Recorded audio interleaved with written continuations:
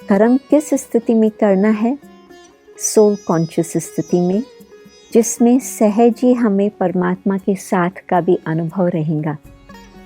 परंतु soul consciousness की भी कुछ अलग अलग स्टेजेस होती। एक तो है कि जो मैं मालिक होकर के इन कर्म इंद्रियों द्वारा मैं कर्म करूं, उसको भी हम सोल कॉन्शियसनेस कहेंगे। परंतु मैं शरीर से न्यारी हूँ, मैं इस शरीर द्वारा कर्म कराने वाली हूँ। मैं कर रही हूँ नहीं, परंतु मैं आत्मा इस शरीर के द्वारा कर्म इंद्रियों के द्वारा बोल रही हूँ, देख रही हूँ, सुन रही हूँ आदि। तो यदि फर्स्ट स्टेप शरीर से न्यारेपन की स्टेज, जिसको हम सोल कॉन्शियस स्टेज कहते हैं। सेकंड स्टेज, मैं आत्मा हूँ और शरीर से द्वारा मैं कर्म कर रही हूँ, परंतु मैं न सिर्फ शरीर से न्यारी हूँ, परंतु मैं सब देह के संबंध, देह के जो भी हमारे साथी है, इन सब बातों से मैं बिल्कुल डिटैच हूँ। और ये मेरे मन में प्रश्न है कि परमात्मा मेरे से क्या कराने चाहता है। न केवल मैं शरीर की मालिक हूँ, परंतु मैं परमात्मा की संतान हूँ। तो फिर उस डिटैच स्टेज, जिसमें सब बातों से हम डिटैच्ड हैं, उस स्थिति में हम जो कर्म करेंगे वो परमात्मा की आज्ञा अनुसार हम कर्म करेंगे। उससे हमें भी शक्ति प्राप्त होंगी, खुशी भी प्राप्त होंगी और अन्य आत्माओं को भी हमारे कर्म द्वारा प्रेरणा भी मिलेंगी और उन्हों को सुख भी प्राप्त होगा। एक और स्टेज आती है सोल कॉन्शियसनेस के कर्म से, वो है ऑब्जर्वर, साक्षी। देह है, मैं एक्टर हूँ, आत्मा इस शरीर द्वारा अपना पार्ट बजा रही है स्टेज पर, परंतु मैं बिल्कुल ऑब्जर्वर होकर के मैं अपने को भी देखूं, परंतु सारे स्टेज को भी देखूं। बेहद की स्टेज है जिसमें अनेक लोग अनेक प्रकार के कर्म कर रहे हैं।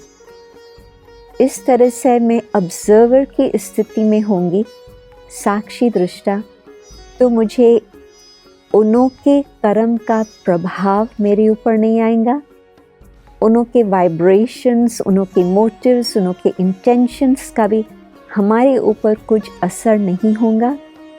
नहीं तो क्या होता कि हम जब टू मच इंगेज हो जाते हैं, इमर्स हो जाते हैं, तो उसमें और का जो व्यवहार है, उन्हों के मूड, उन्हों का कर्तव्य, जो कुछ उन्हों का चल रहा है, वो सब कुछ मेरे ऊपर इम्पैक्ट हो रहा है।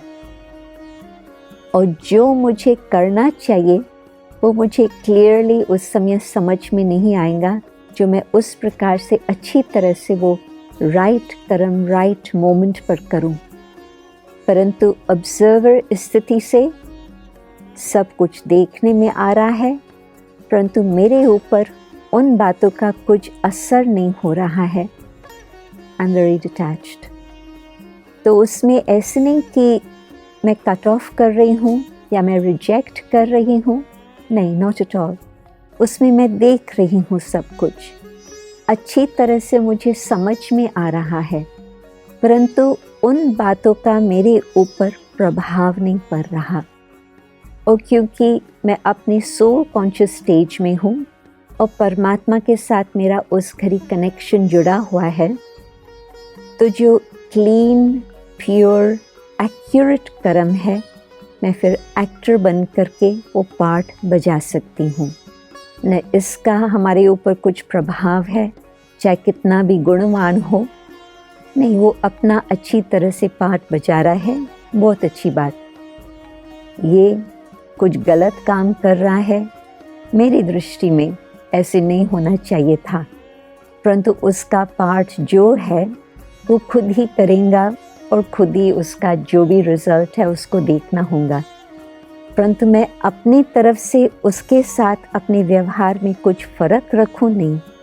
मुझे हर आत्मा के लिए रिस्पेक्ट, रिगार्ड से पार्ट बजाना है, उन्हों के व्यवहार के कारण मैं कुछ अपने में बदली लाऊं, वो नहीं मुझे करना है।